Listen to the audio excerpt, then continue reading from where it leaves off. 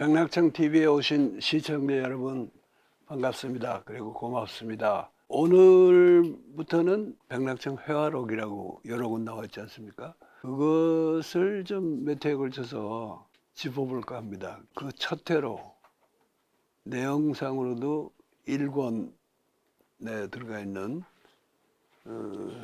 회화록을 가지고 창비 인문사회 교양 인문교양팀. 인문교양팀. 네.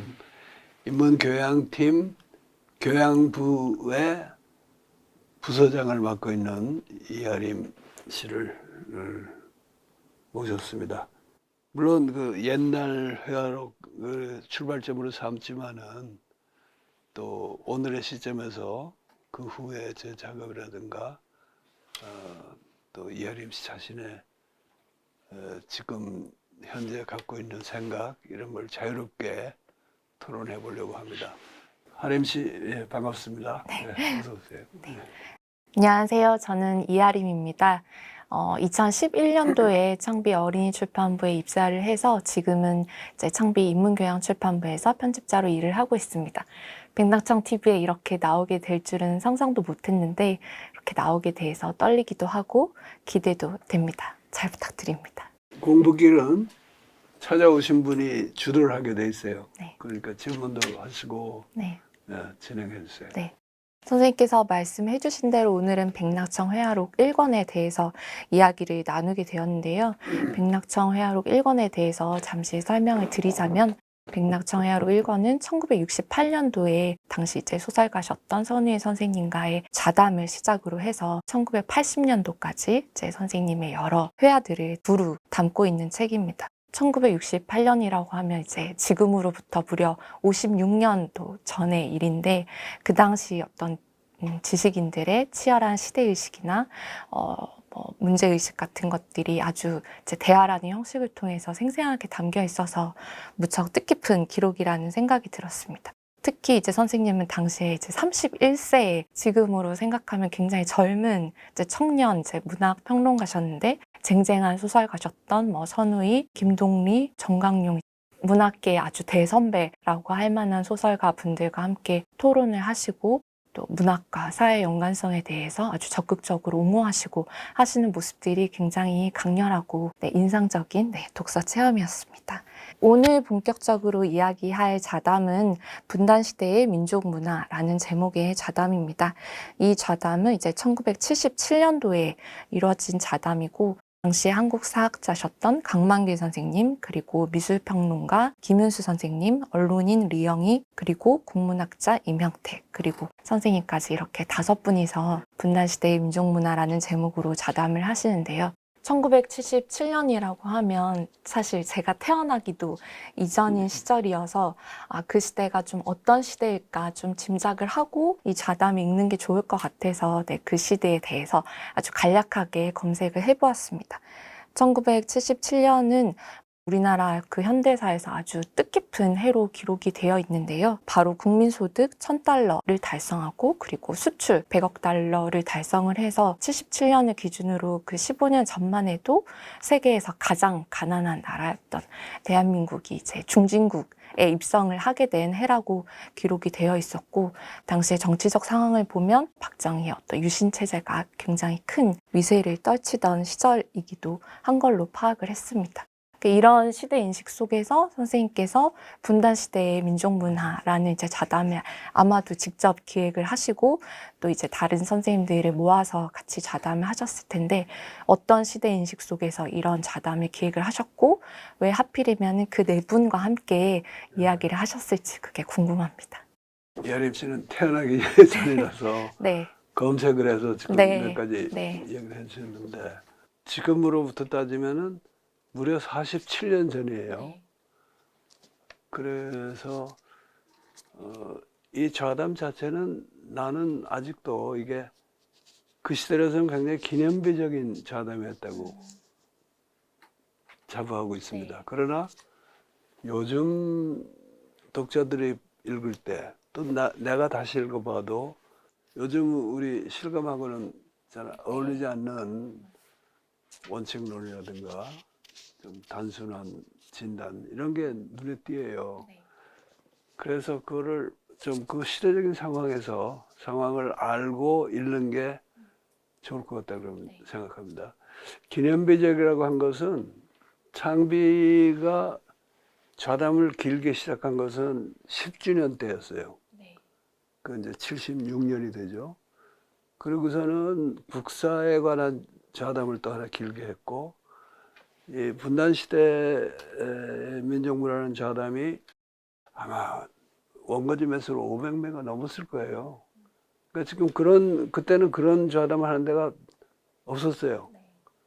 나중에 가서 여기저기서 좀 따라오다가 또 점점 풍조가 긴 좌담을 사람들이 안 읽으니까 이제 요즘 좌담은 훨씬 짧아졌는데 그런 길고 꽤 심층적인 토론을 우리가 제대로 시작하는 그런 좌담이었다 하는 점에서 기념비적이고 또 나하고 함께 했던 네 분들 그 중에 세 분이 이미 작고하셨잖아요. 네. 세 분은 다 나보다 선배지만은 그때 모인 5사람을 그렇게 모아놓은 데가 없어요. 지금 보면 다 이제 돌아가시고 유명한 분들이니까 뭐 그냥 유명해서 모았나 보다 싶지만은 그때는 그렇게 모으기가 쉽지 않았고 또 어떻게 보면은 그분들이 다른데 그렇게 모여서 나갈 데도 없었어.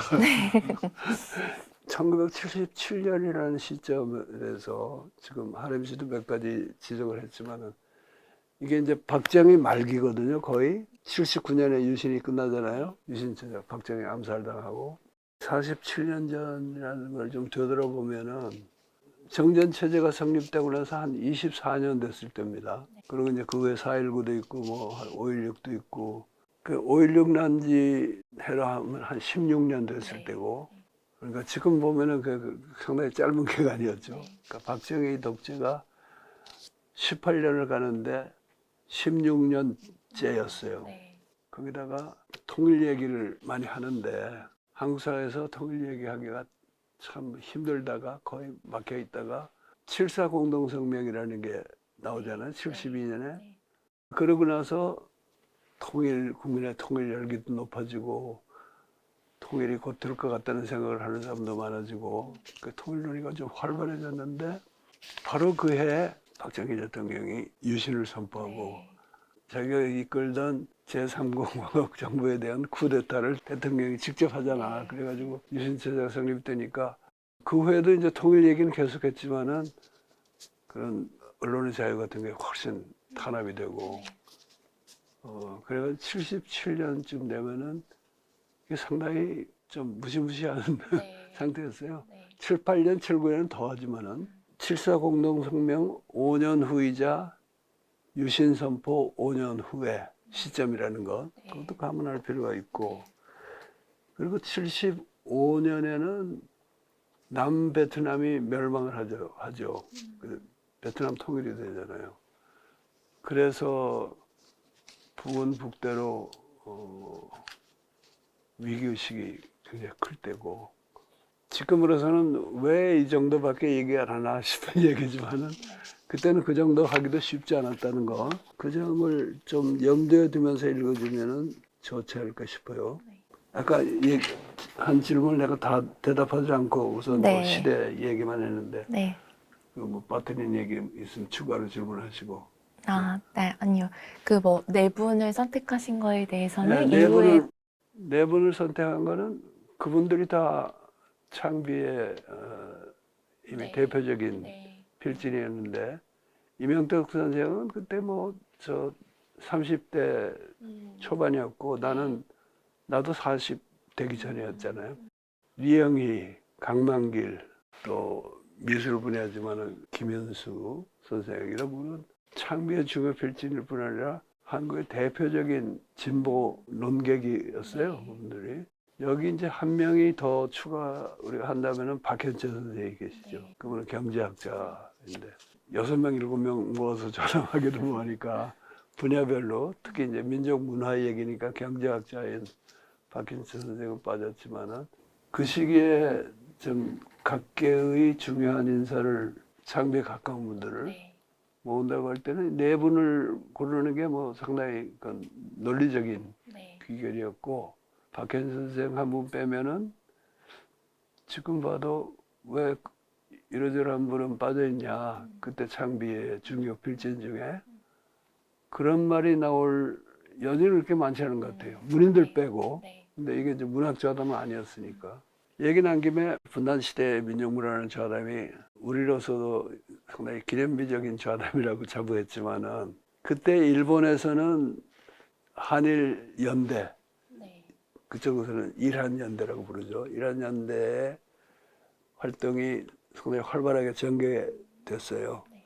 그 시작은 물론 김대중 납치 사건 이후에 김대중 구명운동으로 시작했다가, 그 다음에 김지하 구명운동이 거기 합쳐지죠. 그러는 과정에 그이들이 창작과 비평이라는 잡지가 있다는 것을 발견하고 관심을 많이 갖게 돼가지고 한국 창작과 비평 논문선이라는 책을 냈어요. 이게 말하자면 연대 사업의 일환이고 한국 민족운동, 민족문화운동을 지원하기 위한 사업인데, 편자는 와다 하루키 선생, 지금도 뭐 한국에도 자주 오시고 왕성하게 활동하는 분이고, 그다음에 더 젊은이로 다카사키 소우지라는 분이 있었어요.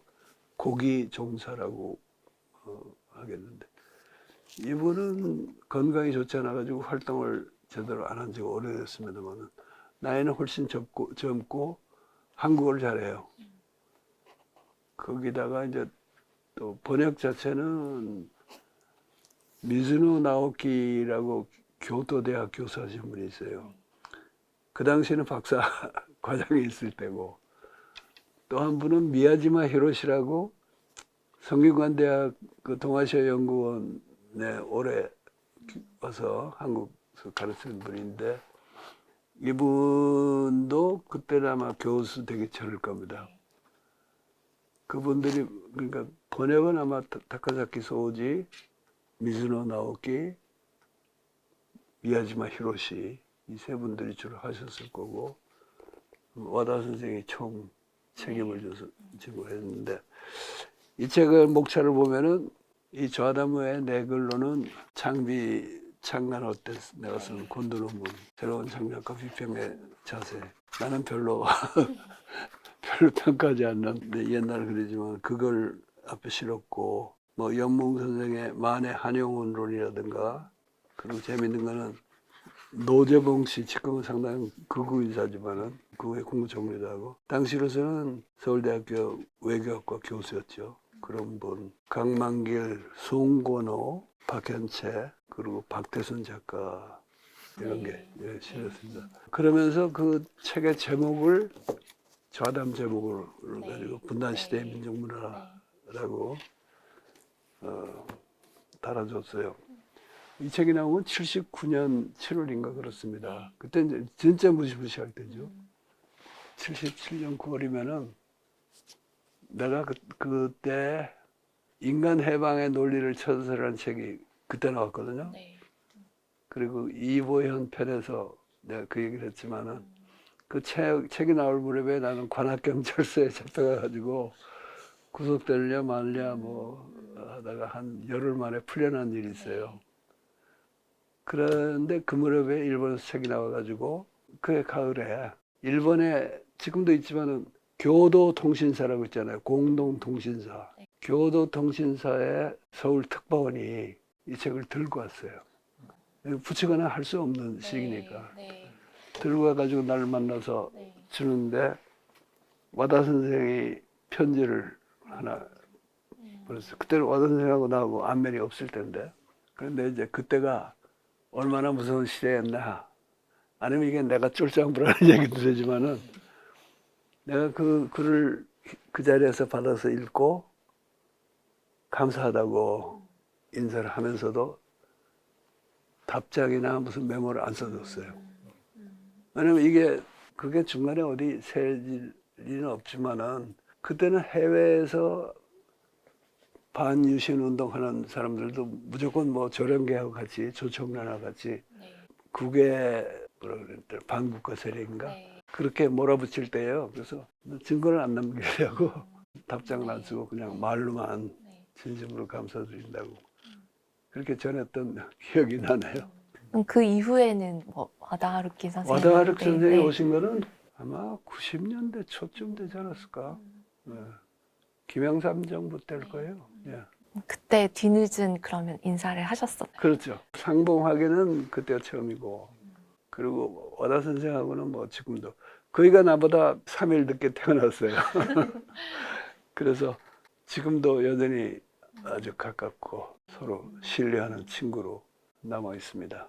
이 책의 제목이 분단 시대의 민족 문화로 이렇게 번역이 됐. 그러니까 일본어판이 나올 때 하필이면 여러 글들 중에서 그러니까 이 좌담의 이제 제목을 이 책의 제목으로 삼은 것이 굉장히 이제 인상 깊게 느껴지는데요. 그러니까 분단 시대의 민족 문화라는 그 말 속에 굉장히 토론할 거리가 많다는 생각이 듭니다. 먼저 분단 시대란 무엇인가라는 이제 질문이 있을 수 있겠는데요. 분단 시대라는 말 자체는 이제 제가 알기로는 국사학자이신 강만길 선생님께서 처음으로 주창하신 네, 그런 개념으로 알고 있습니다. 그러니까 이를테면 뭐 해방 이전을 일제강점기라고 하듯이 그러면 해방 이후의 시대를 어떤 시대로 명명할 것이냐라는 이제 질문 앞에서 강만길 선생님께서 이 시대는 이제 분단 시대다. 이제 그러한 어떤 주장 속에는 단순히 뭐 한반도가 분단되어 있다라는 이제 그런 현실을 넘어서서 이 분단을 극복해야 한다라는 어떤 의지나 뭐 염원 같은 것이 담겨 있다는 생각도 들고 또 이 좌담 1년 이후에 또 창배해서 분단시대의 역사인식이라는 책을 또 내신 걸로도 알고 있고 또 기사를 검색을 해보니까 그러니까 그 시대를 분단시대로 명명한 최초의 책이었다 이렇게 나오기도 하더라고요. 그래서 그 당시에 그러한 역사 인식에 대해서 저도 이제 공감을 하고 이 자담에 참여하신 다른 이제 여러 선생님들도 그러한 시대 인식에 대해서 같이 공감을 하고 있다고 느껴졌습니다. 그리고 이 분단 시대에 대한 어떤 인식이 이후에 선생님께서 발전시키신 사상이신 어떤 분단 체제론의 어떤 핵심의 뿌리가 된다고도 느껴졌는데요. 여기서 리영희 선생님께서 인용해서 읽으신 독일의 시인 엔젠스 베르거의 말이 있어요. 그래서 이 말이 좀 멋있기도 하고 또 분단 체제의 또 일면을 보여주는 것 같아서 백낙청 회화록 1권 307면에 실려 있는 내용입니다. 두 개의 나라는 상대방의 부정을 통해 자기를 정당화함으로써 자신을 합리화하고 또 그럼으로써 각자 자기 확인을 하고 있다. 이런 과정을 끊임없이 대립의 형태를 통해서 하고 있는데 그러고 보면 이것은 또한 서로 간에 돕고 있다는 뜻도 된다. 이 피드백의 과정은 아주 완벽해서 이 과정을 어느 단계에서 끊지 않으면 언젠가는 죽음의 링크, 죽음의 원환이 그대로 굳어져 버릴 것이다. 당시 독일이 분단되어 있는 상황이었기 때문에 이제 서독의 시인이었던 이제 엔젠스 베르거가 분단 시대에 대한 어떤 인식을 이제 이런 말로 담아낸 것 같고 사실 한반도에 적용해봐도 너무 딱 들어맞는다는 느낌이 들 정도로 어떤 분단에 대한 통찰이 담긴 대목인 것 같아서 네, 인상적이었고요. 또 이 말에 이어서 선생님께서 이제 308면에 나오는데요. 분단으로 인한 문화의 기형화 현상이 우리 학계, 문단, 예술계 곳곳에서 온갖 형태로 드러나고 있다고 본다라고도 하셨습니다. 분단이 갖는 어떤 시스템적인 성격, 체제적인 성격이 이 문장에 드러나 있다는 생각이 들었습니다. 그러니까 이 좌담에는 선생님의 핵심 사상인 분단 체제론이라는 말이 활자 그대로 드러나지는 않았지만 그 어떤 문제의식의 뿌리가 이제 이런 문장을 통해서 드러나고 있다는 느낌이 드는데요. 그래서 이제 질문을 드리자면 선생님께서는 그 분단 시대라는 강만길 선생님께서 주창하신 그 분단 시대에 대해서 어떤 입장을 가지고 계셨는지 혹시 제가 짐작을 해보기로는 분단 시대라는 그 명명에는 어떤 분단이라는 현실을 갖는 어떤 시스템적 성격, 체제적 성격을 포괄하기에는 약간 한계가 있다고 느끼셔서 분단 체제론이라는 어떤 담론을 발전시킨 것은 아닌지 하는 짐작이 들었고요. 그러니까 1977년에 이 분단 시대의 민족문화라는 이 자담이 있고 1992년에 선생님께서 이제 분단 체제의 인식을 위하여라는 이제 글을 내셨는데 이 77년과 92년 사이, 그 15년 동안 선생님의 어떤 사상의 변화랄지 이런 것들이 궁금합니다. 네. 그러니까 몇 가지를 좀 나눠서 네. 답하는 게 좋을 것 네. 같은데, 우선 강만길 선생의 분단 시대라는 그 이름 짓기가 네. 사실은 그게 뻔한 사실이었는데, 그잖아요. 네. 분단 시대가 시작한 게 1945년이잖아요, 이미. 네.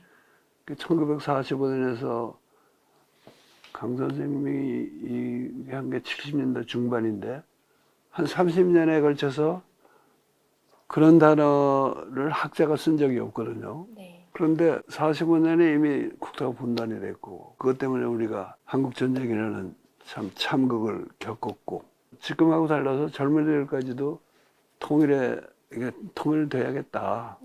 이렇게는 안 되겠다는 생각이 다 퍼져 있는데도 이 시대를 분단 시대라고 딱 집어서 명명한 학자가 없었어요. 네. 그러니까 이거 강만길 선생의 큰 공로죠. 분단 시대지만은 이게 한국의 한반도의 분단이 그냥 분단이 아니고 이게 거의 체제로 굳어져 가고 있다는 인식을 하게 된 것이, 여기 이제 92년에 그 논문 얘기를 하셨지만은 1987년에 고무렵의 한국 사회에서 소위 사회 구성체 논쟁, 네. 사구체 논쟁이라는 네. 게 활발할 때인데, 창비 1987이라는 걸 낸 적이 있죠. 거기서 좌담을 길게 했는데, 내가 기어서 사회과학자들하고 논의하면서 그때 사회과학자들이 말하는 신식민지 국가 독점 자본주의론이니 식민지 반봉건, 한반도가 아직도 식민지 봉건 사회라는 주장이라니, 이런 것이 내가 문학하는 사람으로서 도저히 실감이 안 맞는다. 그래가지고 그때 뭐 기본 무슨 주야 무슨 이런 논의가 굉장히 복잡할 텐데, 그러지 말고 분단 문제를 더, 이 분단 문제라는 게 단순히 외국이 사람들이 우리한테 덮어 씌운 모습만이 아니고 우리 내부의 모습하고도 관련이 돼 있고, 그렇다고 분단 문제는 좀 부차적인 걸 제껴놓고 뭐 자본주의, 국가 독점 자본주의 이런 얘기만 하는 것도 너무 추상적인 것 같다. 그래가지고 한반도의 분단 현실을, 또는 이 분단 시대의 현실을 총체적이면서도 체계적으로 보자, 그리고 구체적으로 보자 하는 얘기를 하게 된 게 분단 체제론인데, 그건 한참 뒤죠. 그 사이에 엔천스베르그 얘기를 하셨는데, 엔천스베르그의 이 발언이 정확히 어디서 언제 발언인지 잘 모르겠어요. 요 인용문에는 안 나오지만 증오의 문화라는 거를 게 그 엔천스베르그의 중요한 개념이고, 이영 선생이 이제 그거를 딱 와가지고 우리 시대의 증오의 문화를, 남북 대립을이나 증오의 문화를 설명을 하셨는데, 사실 증오의 문화로 치면요, 동서독 간의 증오는 흔히 하는 말로 그건 양반이에요. 우리한테 비하면은. 그렇게 된 게 뭐 우리 민족이 특별히 증오심이 많아서가 아니라 우리는 우선 분단이 전혀 명분 없이 미국이 주도했죠. 미소간에 그냥 어느 날 갑자기 38에서 그어놓은 거 아니에요. 독일이 전쟁 범죄 국가로서 연합국에 의해서 4개의 강대국이 분할 점령을 했다가 나중에 동서독으로 갈라진 거하고는 우선 그 분단 과정이 다르고, 더 결정적인 차이는 전쟁이 없었잖아요, 독일은. 그러니까 우리는 그때 분단돼가지고, 또 분단 과정에서도 뭐 사람 많이 죽었잖아요. 독일은 그런 일 없었거든. 그러고 나서 전쟁을 하면서 좀 수백만이 죽었고, 그렇기 때문에 분단으로 다시 굳어지고 점점 체제화되어 가는 과정에서 이 증오의 문화라는 거는 독일에서는 그건 이유를 볼 수가 없는 거예요. 독일에서 사실 대표적인 증오의 문화라 그러면은 히틀러 시대 유대인들에 대한 독일인들의 증오, 그렇죠. 뭐 정권이 일부러 키운 것도 있고, 그래서 뭐 유대인들을 그렇게 대량 학살을 했잖아요. 근데 2차 대전 이후에는 독일에는 그런 대량 학살 사건이 없었어요. 없었고, 동족 간의 전쟁도 없었고. 그래서 사실은 엔천스베르그라는 사람이, 이 엔천스베르그라는 사람은 이름이 한스 마그누스 엔센스베르그인데 네. 더러 그 이름을 쓸 때 전부 소문자로 씁니다. 아주 그 참 특이한 굉장히 천재적인 시인이고 뭐 논객이고 네. 활동가고 그랬는데요. 작곡한 지 얼마 안 돼요. 네. 22년인가? 22년에. 네, 22년 작곡했죠. 그 사람이 이름을 자기 이름을 대문자는 안 쓰고 이름도 쓰고 또 책 제목도 옛날에는 그냥 소문자로만 썼어요. 네. 내가 들은 바로는 독일어에서는 명사는 무조건 대문자로 시작하거든. 네.